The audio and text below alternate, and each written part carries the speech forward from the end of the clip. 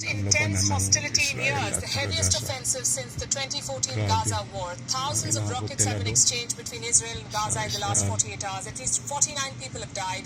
Among them are 13 children and a 32-year-old Indian woman. Buildings are shaking in Gaza. In Israel, there are sirens blaring. The skies are on fire, and the cry of the conflict is being heard as far as India. How did it all start? How did it escalate? Are we staring at another war? We'll discuss all of this in the next 5 minutes. Let's begin by taking a look at what happened in the last 24 Gaza at hours. saka Israel.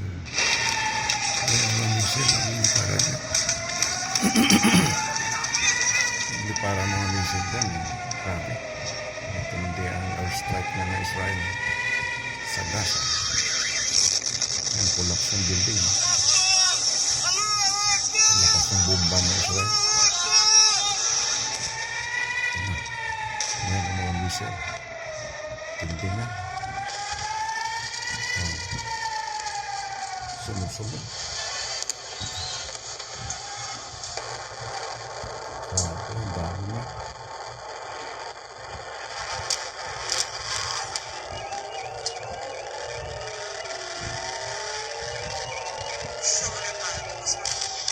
Tindi na.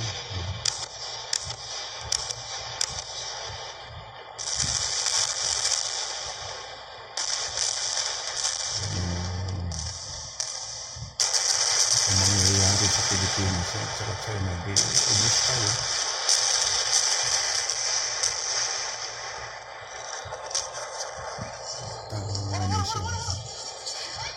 Sunod na.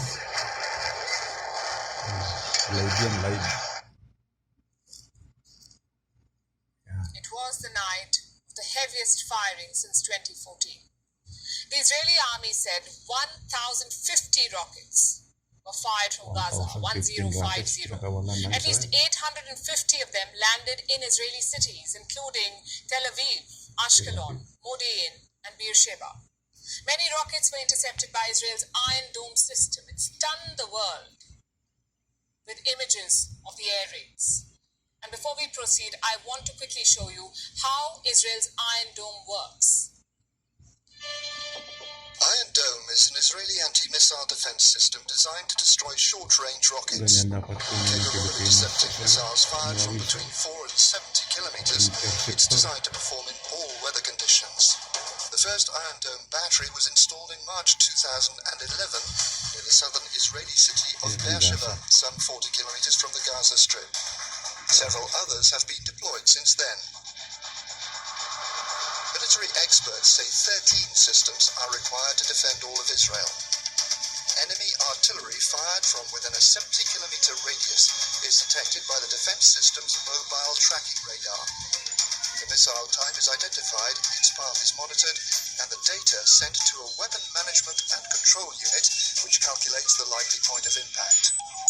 If a missile is heading towards populated or built-up areas, the system will intercept it.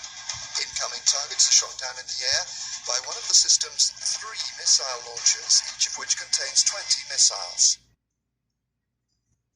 Last night, the system, Israel's Iron Dome, was overwhelmed. It missed many raining rockets. One of the rockets hit an energy pipeline. Others hit civilian houses. 5 people died in Tel Aviv, Ashkelon, and Lod.